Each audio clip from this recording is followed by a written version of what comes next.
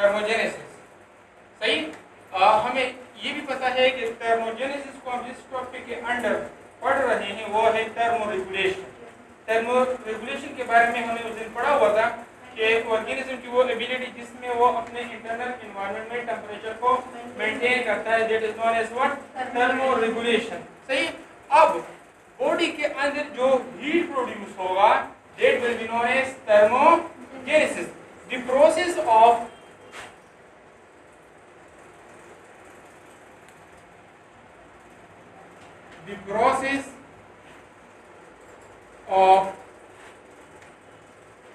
production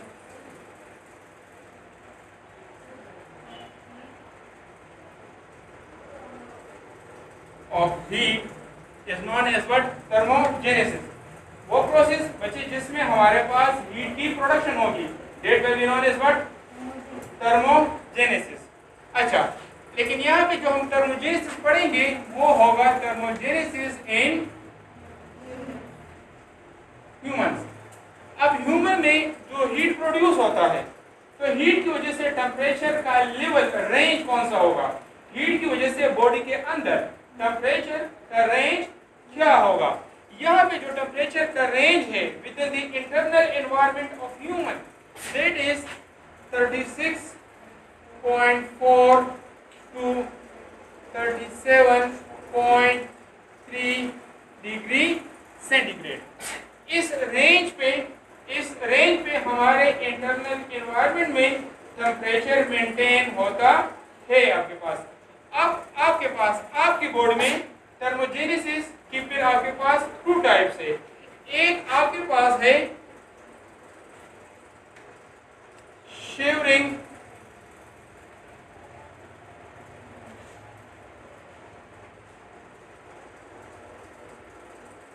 thermogenesis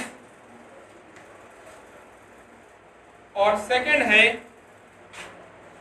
non shivering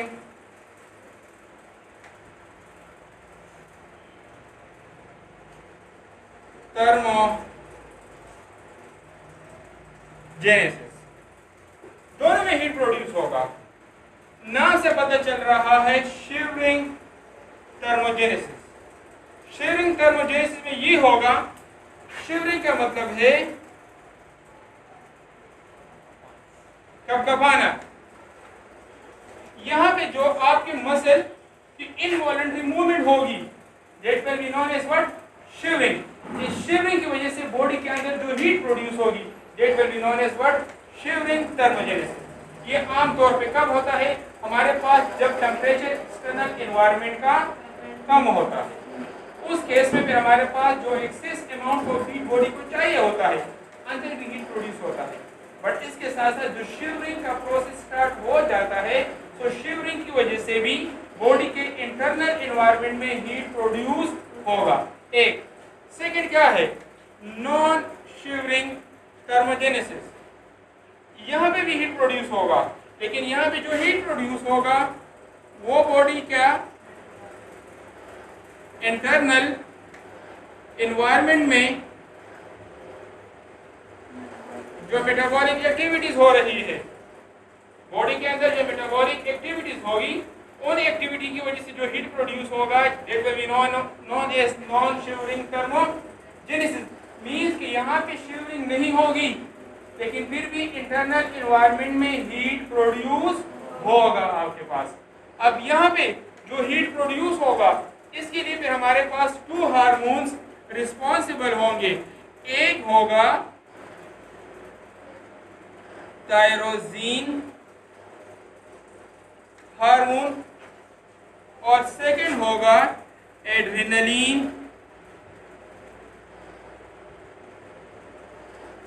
hormone.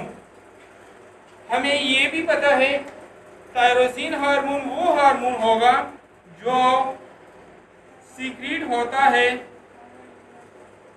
Thyroid, जो कि हमारे नेक रीजन में प्रेजेंट है, जबकि एड्रेनलिन हार्मोन वो हार्मोन है जो सीक्रेट होता है एड्रेनल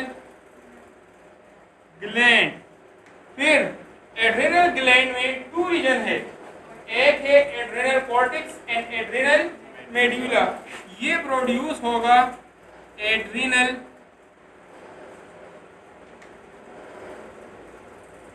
मेड्यूला। अब दोनों के दरमियान डिफरेंस है। फर्स्ट, टायरोसिन का जो इफेक्ट होगा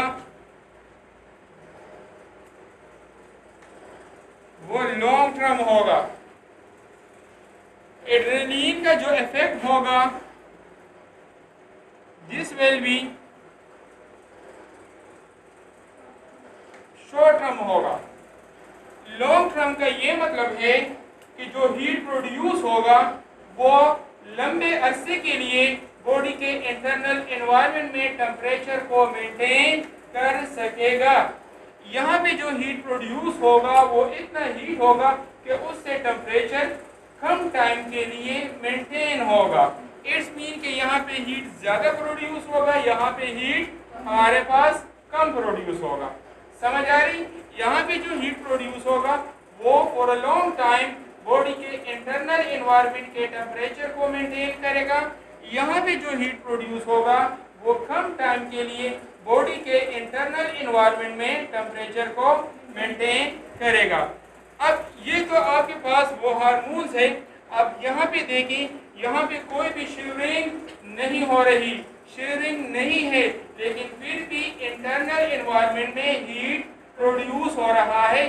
शिवरिंग नहीं है लेकिन इंटरनल एनवायरनमेंट में थर्मोजेनेसिस हो रही है। The process of production of heat in internal environment without shivering is known as what? Non-shivering thermogenesis।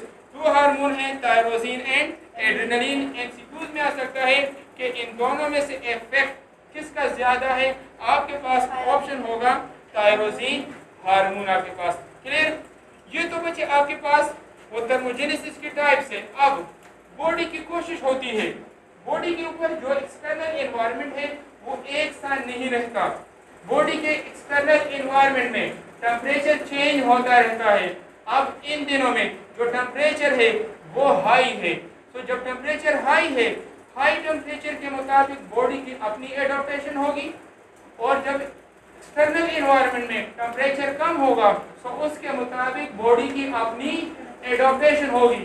लेकिन जब in the case external environment में टेम्परेचर ज़्यादा है तो बॉडी की कोशिश होगी कि वो हीट को लॉस करे इन द केस। लेकिन अगर एक्सटर्नल एनवायरनमेंट में टेम्परेचर हमारे पास कम है तो बॉडी की कोशिश होगी, क्योंकि जब टेम्परेचर कम होगा तो उसका इफेक्ट बॉडी के ऊपर होता है, जिसकी वजह से बॉडी का टेम्परेचर कम हो सकता है। लेकिन नहीं, जब टेम्परेचर ज़्यादा होता है तो बॉडी कोशिश करता है कि एक्सेस ऑफ हीट को निकाले। बिल्कुल इसी तरह जब एक्सटर्नल एनवायरनमेंट में टेम्परेचर कम होगा तो बॉडी की कोशिश होगी कि वो इंटरनल एनवायरनमेंट में टेम्परेचर को मेंटेन कर दे, हीट को कंजर्व कर दे। सो एक्सटर्नल एनवायरनमेंट के हाई टेम्परेचर में बॉडी की अपनी एडॉप्टेशन, और एक्सटर्नल एनवायरनमेंट में जब लो टेम्परेचर होगा तो उस टाइम बॉडी की अपनी एडॉप्टेशन। इससे पहले हम ये पढ़ते हैं कि बॉडी किस तरह हीट लॉस करता है और बॉडी किस तरह हीट को गेन करेगा। पॉइंट समझ आ रही? हम पहले पढ़ रहे हैं हीट लॉस के बॉडी किस तरह हीट को लॉस करेगा। जब बात आती है हीट लॉस की तो आपके पास फर्स्ट ऑप्शन यही आएगा कि हमारे पास होती है, क्या होती है बच्चे? हमारे पास होती है स्वेटिंग। क्योंकि जो स्वेटिंग होगी तो इसमें हमारे पास जो स्वेट होगा उसमें हीट भी लॉस होता है। सो बॉडी का एक फर्स्ट मेथड, सही है, फर्स्ट और टेक्निक आप इसे कह सकते हैं, जिसमें वो चाहता है कि बॉडी से हीट लॉस हो। तो उसके लिए कौन सा ऑप्शन है? स्वेटिंग। बिल्कुल इसी तरह हमारे पास बॉडी से डायरेक्टली एवापोरेशन भी हो सकती है आपके पास। देखिए बच्चे, ये जो आपके पास स्वेट है इसने तो हीट लॉस कर दिया है, ऐसी बात है। लेकिन यहाँ पे ये स्वेट देख लीजिए, यहाँ से अब देखिए कुछ टाइम बाद ये फिर नहीं होगा। क्यों नहीं? क्योंकि ये एवापोरेट इसी तरह हमारे पास बॉडी से बच्चे क्या होती है, रेडिएशन। क्या होगी बच्चे हमारे पास बॉडी से, हमारे पास रेडिएशन के थ्रू भी, यस, रेडिएशन के थ्रू भी बॉडी से हीट लॉस हो सकता है आपके पास। सिमिलरली हमारे पास है कंडक्शन एंड कन्वेक्शन के थ्रू भी हमारे पास बॉडी से हीट लॉस हो सकता है। कोई बता सकता है कि what is the difference between conduction and convection? Difference between conduction and convection.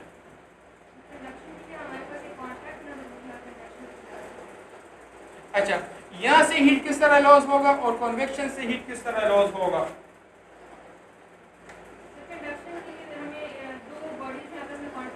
सही,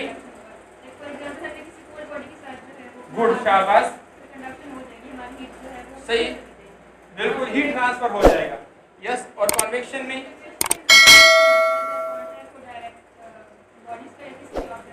तो इससे फिर हीट किस तरह लॉस होगा?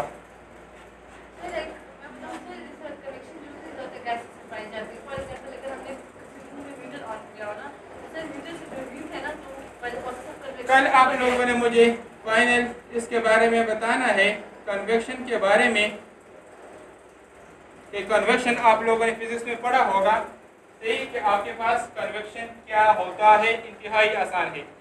ये बच्चे वो सारे प्रोसेस हैं, ये सारे वो प्रोसेस है जिसके थ्रू बॉडी से हीट लॉस होता है। वो आपके पास स्वेटिंग भी है, एवापोरेशन भी है, रेडिएशन भी है, कंडक्शन भी है।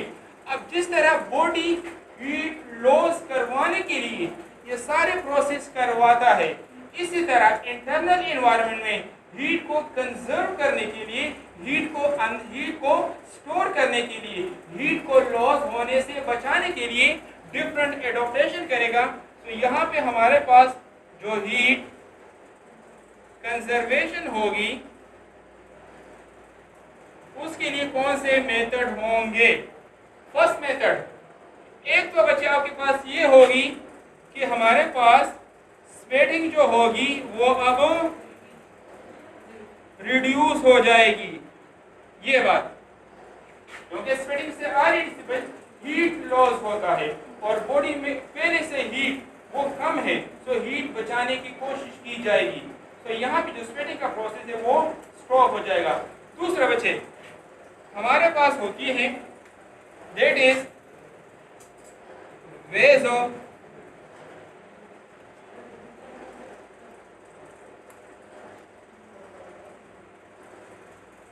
वेज़ोकंस्ट्रिक्शन।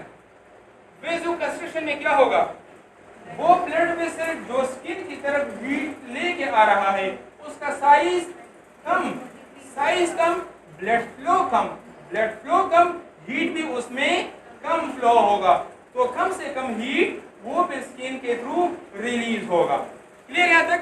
दूसरी बच्चे ये बात है कि आपकी जो स्किन है इसमें हमारे पास, लेट सपोज ये रहा आपका स्किन, ये रहे आपके हेयर का जो बेस है उस बेस को हम कहते हैं हेयर फॉलिकल्स। कहते हैं कि यहाँ पे कुछ मसल होते हैं बच्चे, क्या होते हैं? मसल। और मसल को हम कहते हैं इरेक्टल मसल। क्या कहते हैं बच्चे? Erectile muscle. देखें ये क्या होते हैं बच्चे, ये मसल आपके पास कॉन्ट्रैक्ट हो जाते हैं। जैसे ही ये कॉन्ट्रैक्ट होगा तो आपकी जो हेयर है वो बिल्कुल स्ट्रेट हो जाते हैं। तो हेयर के स्ट्रेट होने से अंदर जो पोर होता है वो क्लोज हो जाता है। हेयर के साथ जो पोर होगा वो क्या हो जाएगा? क्लोज। तो पोर्स के क्लोज होने से यहाँ पे इंटरनल एनवायरनमेंट से फिर हीट लॉस नहीं होगा, और इसको हम क्या कहते हैं? गूज बम्प्स।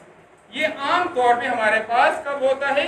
जब एक्सटर्नल एनवायरनमेंट टेम्परेचर कम होता है। यहाँ तक क्लियर? ये तो बच्चे आपके पास वो प्रोसेस रहे जिसके थ्रू बॉडी कोशिश करेगा कि हमारे पास कम से कम हीट आपके पास लॉस हो। अब ये जो आपके पास थर्मो रेगुलेशन है, इसके लिए हमारे पास ब्रेन में एक पार्ट है, उस पार्ट को हम कहते हैं that is known as hypothalamus. आपके पास जो हेडिंग है that is control of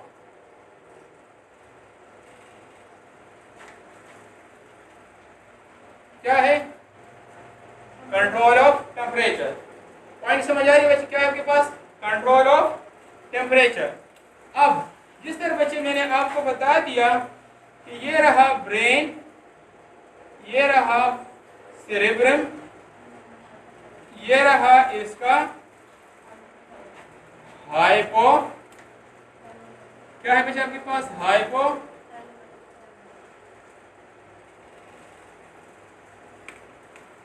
hypothalamus.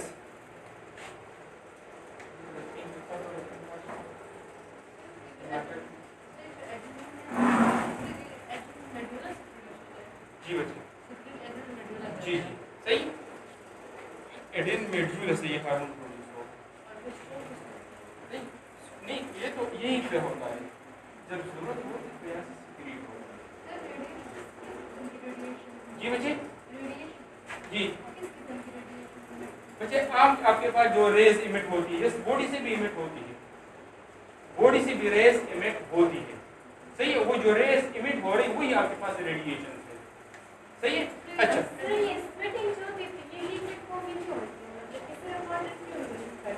देखिए बच्चे, आपके पास इन केस अगर ये हीट होगा, जस्ट पेवर हीट होगा, तो ये बच्चे आपके सेल को डैमेज करेगा। असल में हीट जो होता है वो डिसॉल्व फॉर्म में होता है। जितना आपके पास वो हीट डिसॉल्व फॉर्म की होगा तो आपके इंटरनल एनवायरनमेंट में वो टेम्परेचर इंक्रीज नहीं होगा। अब देखिए जो बॉडी में हीट आ रहा है, हीट ज्यादा हो रहा है, तो हीट के ज्यादा होने से टेम्परेचर भी ज्यादा होगा। अब इस टाइम हीट भी लॉस हो रहा है लेकिन टेम्परेचर भी आपके पास क्या है, वो नॉर्मल है, क्योंकि आपकी बॉडी के अंदर जो हीट ब्लड में आ रहा है वो डिसॉल्व फॉर्म में है। अगर ये डिसॉल्व फॉर्म में नहीं होता तो फिर क्या होता है, तो यहाँ पे जो आपका ब्लड है इसमें जितने भी सेल होते हैं वो सारे हाई टेम्परेचर की वजह से डैमेज हो जाते हैं।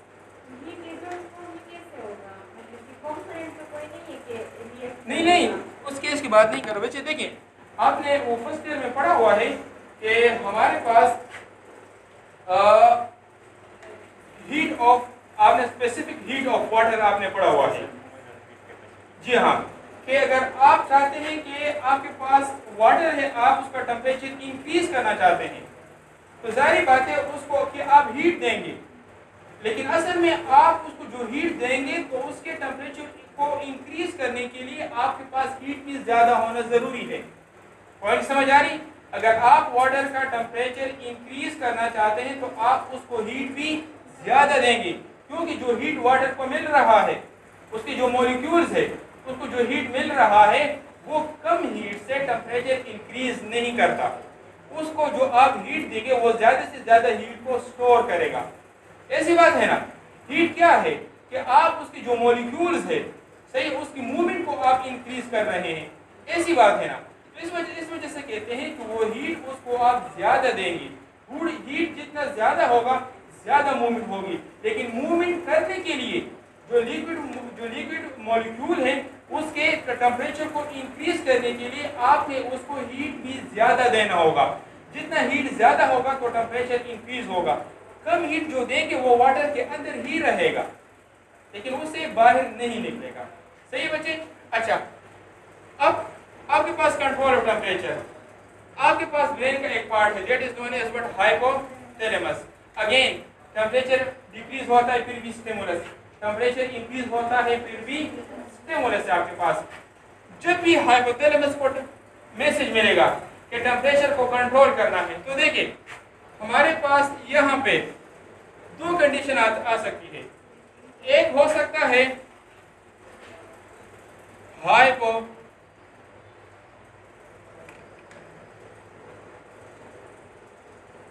हाइपोथर्मिया और दूसरा है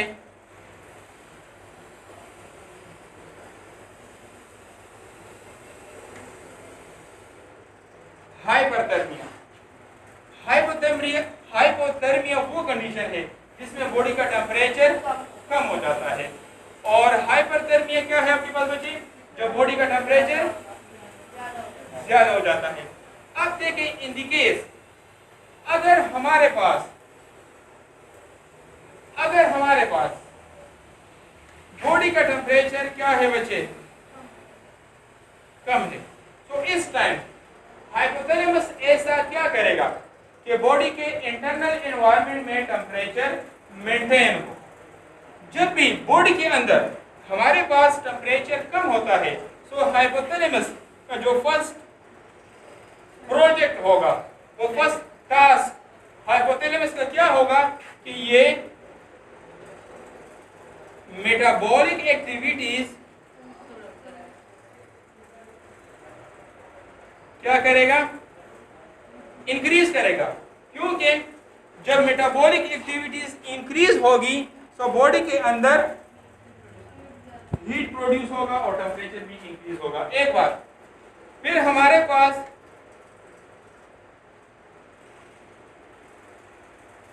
डिक्रीज स्वेटिंग बच्चे क्या हो जाएगी, डिक्रीज हो जाएगी। सिमिलरली थर्ड हमारे पास वेजो क्या होगी, वेजो कंस्ट्रिक्शन होगी।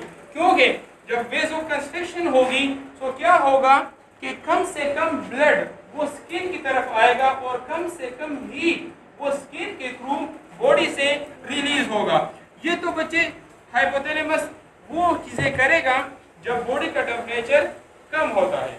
अब इन द केस अगर बॉडी का टेम्परेचर हाई है तो इस टाइम हाइपोथैलेमस का टास्क क्या होगा, हाइपोथैलेमस का जो फर्स्ट टास्क होगा वो ये होगा कि जो मेटाबॉलिक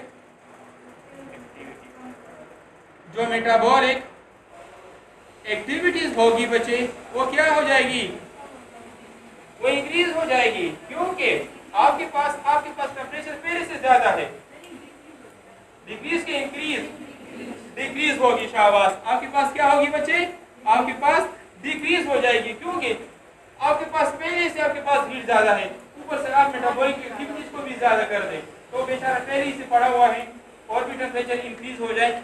सही है, तो फिर अच्छा फिर आपके पास एनर्जी की नीड फिर क्या है जी,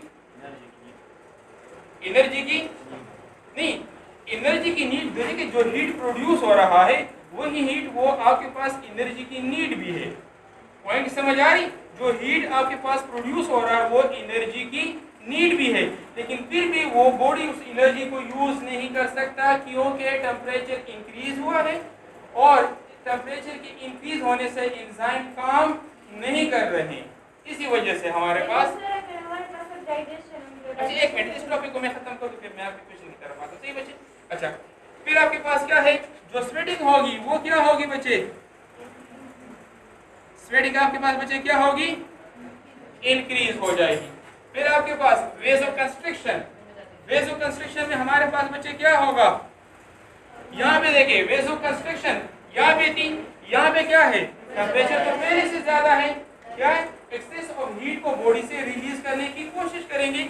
ये कब होगा, जब हमारे पास क्या होगी, वेजो डायलेशन में क्या होगा, वो ब्लड वेसल जो स्किन की तरफ आ रहे हैं वो डायलेट होंगे, ब्लड वेसल डायलेट, ज्यादा से ज्यादा ब्लड ज्यादा से ज्यादा हीट फ्लो करेगा टुवर्ड्स दी स्किन और ज्यादा से ज्यादा हीट लॉस होगा, चाहे वो रेडिएशन है, स्वेटिंग है, आपके पास इवापोरेशन है, जो भी आपके पास मैकेनिज्म है, तो बॉडी से हीट लॉस हो जाएगा। तो ये बच्चे वो हमारे पास टास्क है जो हाइपोथैलेमस उस टाइम परफॉर्म करेगा जब बॉडी का टेम्परेचर इंक्रीज हो। ये वो कंडीशन है जब हमारे पास बॉडी का टेम्परेचर कम होगा। इन एक्टिविटीज की वजह से बॉडी के अंदर हीट कंजर्व होगा, इन एक्टिविटीज की वजह से भी बॉडी के अंदर हीट कंजर्व होगा, मतलब कि बॉडी के अंदर टेम्परेचर मेंटेन रहेगा। तो ये आपके पास रहा रोल ऑफ, क्या आपके पास role of hypothalamus in the control of